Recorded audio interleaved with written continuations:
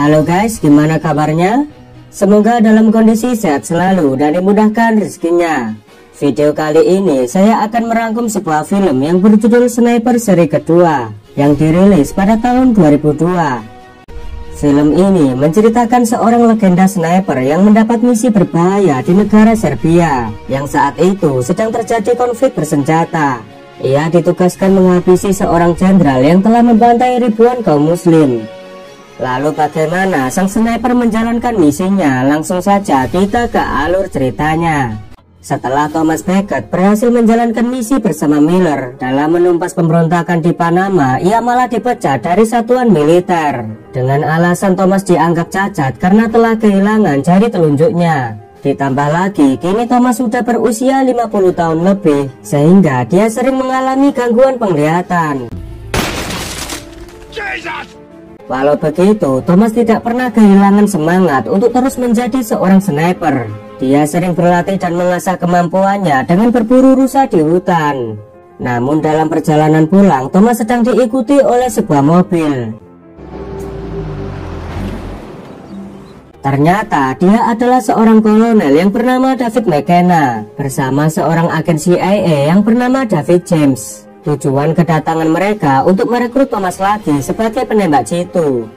Awalnya Thomas menolak tawaran mereka sebab dia merasa kecewa telah dipecat hanya karena alasan medis. David lalu membantah alasan tersebut. Ia menganggap telah terjadi kesalahan.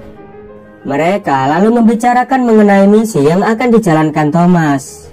Ternyata Thomas diberi misi untuk menembak seorang jenderal Serbia yang bertanggung jawab atas pembantaian kaum muslim. Mereka memilih Thomas karena dianggap paling mampu untuk melaksanakan misi rahasia ini. Diketahui Thomas adalah seorang sniper terbaik dan sampai saat ini belum ada sniper Amerika yang mampu menandingi kehebatan Thomas. James memberitahu Thomas bahwa misi ini sangat beresiko dan sama saja dengan misi bunuh diri. Namun ia bersedia memberikan apa saja yang Thomas inginkan.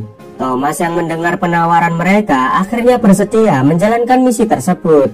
Tapi dengan syarat Thomas meminta mereka agar pangkatnya segera dikembalikan. Karena jika Thomas mati dalam menjalankan misi, setidaknya dia mati sebagai marinir Amerika.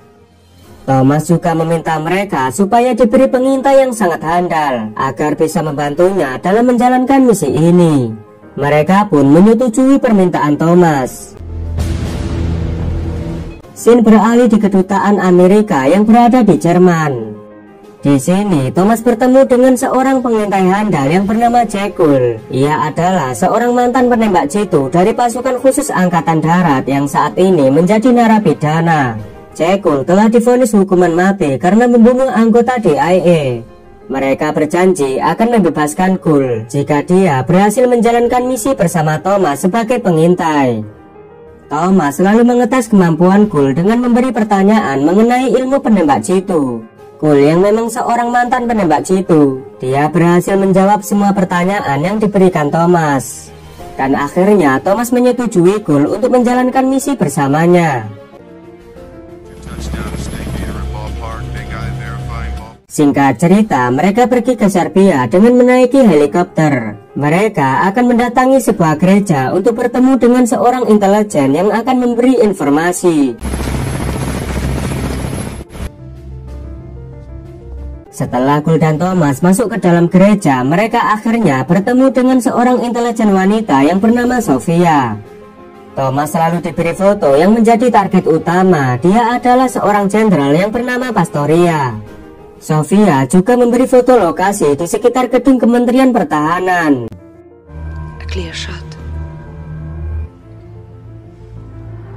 Saat di perjalanan, Sofia juga memberi informasi bahwa besok pagi jam 7.30 Pastoria akan tiba di gedung kementerian.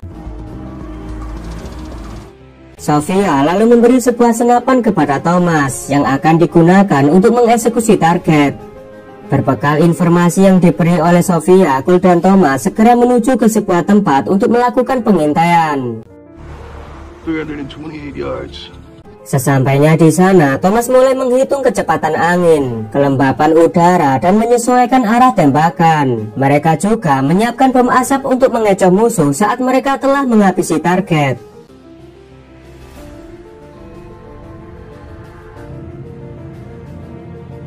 Singkat cerita, pagi hari pun tiba. Akhirnya Pastoria tiba di kementerian bersama pasukannya. Ia menaiki mobil hitam dengan pengawalan yang sangat ketat. Namun ketika Thomas membidik target, tiba-tiba mata Thomas kambuh lagi. Walaupun Thomas mengalami gangguan penglihatan, ia berusaha fokus untuk melepaskan tembakan.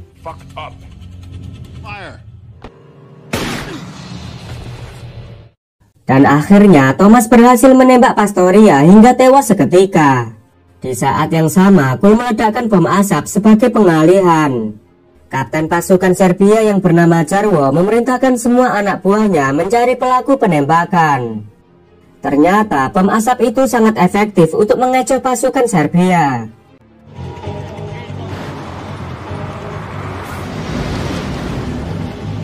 Setelah misi selesai, mereka bergegas menuju ke gereja untuk bertemu Sofia. Tapi saat mereka telah sampai di depan gereja, Sofia memberi kode kepada mereka untuk mengganti lokasi pertemuan karena pasukan Serbia sedang melakukan penyisiran di sekitar area tersebut. Mereka berdua memiliki rencana untuk kabur dari sana menggunakan kereta. Tapi di tengah jalan ada polisi memeriksa semua orang yang dianggap mencurigakan. Ketegangan terjadi ketika seorang polisi memeriksa Cole dan Thomas. Mereka berdua lalu menghajar polisi itu dan mengambil alih kereta.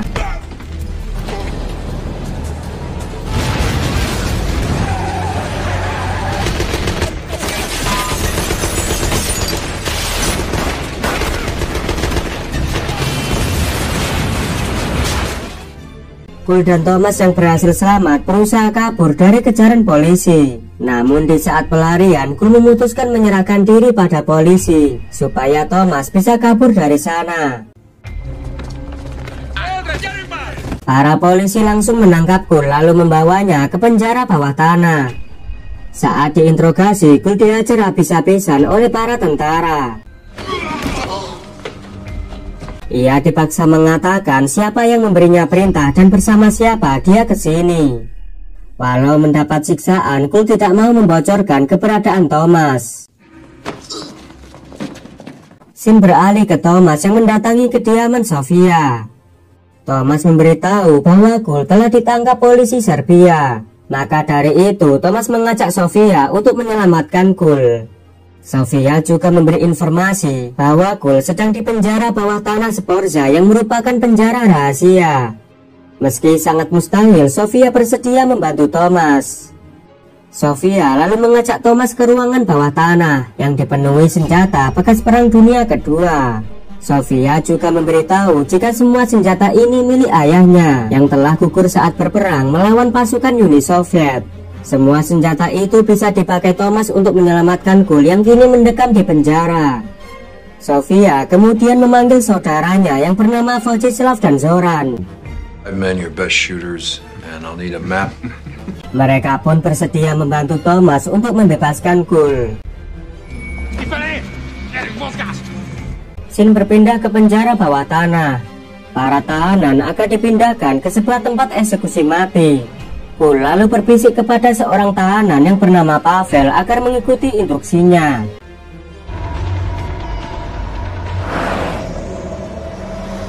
Saat para prajurit dalam perjalanan, tiba-tiba Sofia menghentikan mobilnya di tengah jalan untuk menghadang kendaraan yang membawa para tahanan. Sofia berpura-pura kalau mobilnya sedang kehabisan bahan bakar.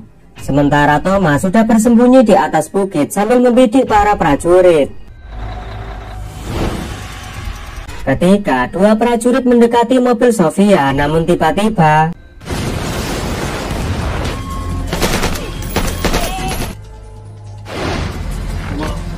melihat keributan itu, Cole memanfaatkan kesempatan untuk kabur bersama Pavel.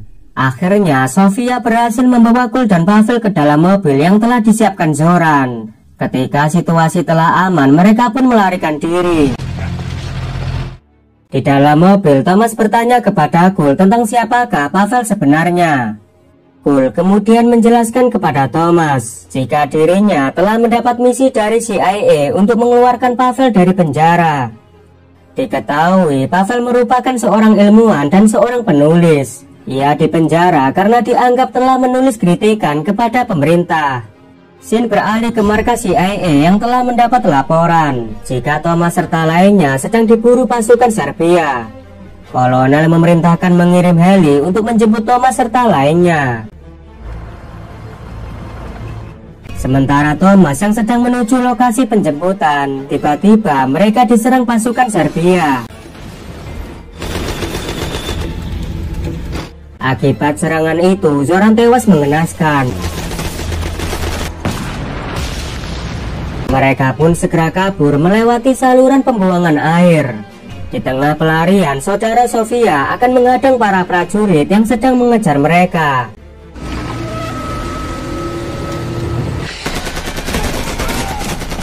Berkat pengorbanan saudara Sofia, akhirnya mereka berhasil melarikan diri dari kejaran pasukan Serbia.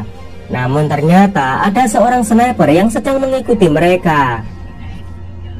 Ketika Thomas sudah membidik sniper itu, ia tidak jadi menembak karena Thomas khawatir tembakannya akan diketahui prajurit yang lain dan akan mengejarnya. Thomas memerintahkan Sofia agar tidak melanjutkan pelarian bersama mereka karena hal itu akan membahayakan dirinya. Dan akhirnya tugas Sofia telah selesai. Dia pun kembali pulang ke rumahnya. Pavel lalu memberitahu kalau tak jauh dari sini ada sebuah desa Kumra yang dihuni umat muslim. Dan akhirnya mereka memutuskan pergi menuju desa tersebut. Singkat cerita, mereka telah sampai di desa Kumra.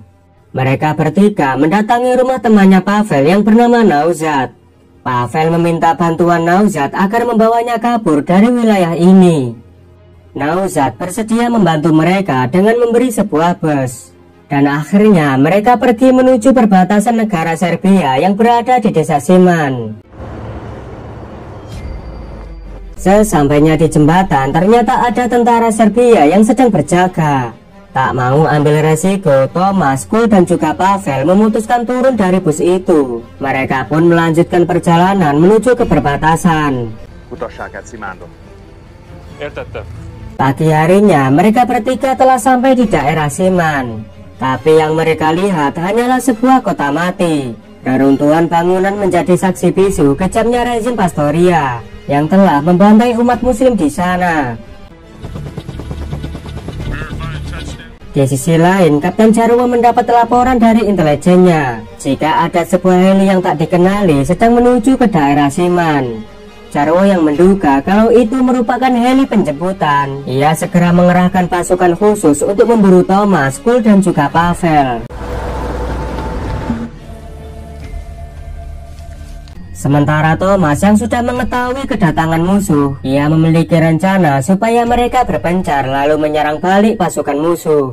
Dengan keahliannya, Cole dan Thomas mati-matian melawan pasukan khusus Serbia.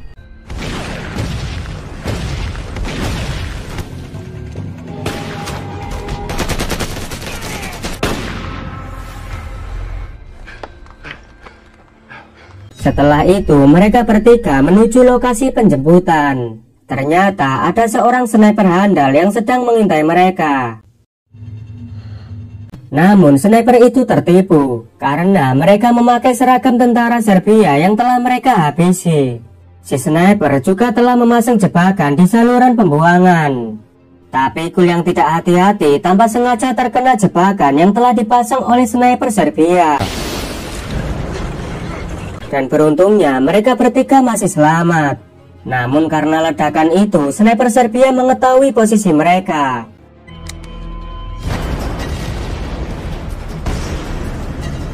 Kemudian terjadilah duel sniper antara Thomas melawan sniper Serbia.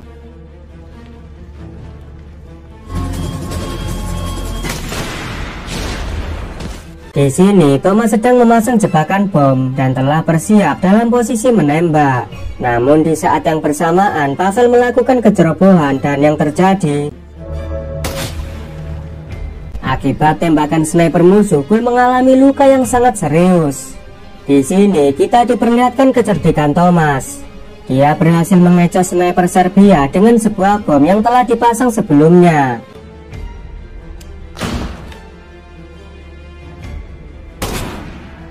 Thomas yang sudah mengetahui posisi sniper musuh langsung melepaskan sebuah tembakan jitu. Dan akhirnya sniper Serbia itu tertembak di bagian matanya hingga tewas seketika. Tak lama kemudian sebuah heli datang untuk menjemput mereka. Thomas bergegas membawa Kul ke dalam heli penjemputan.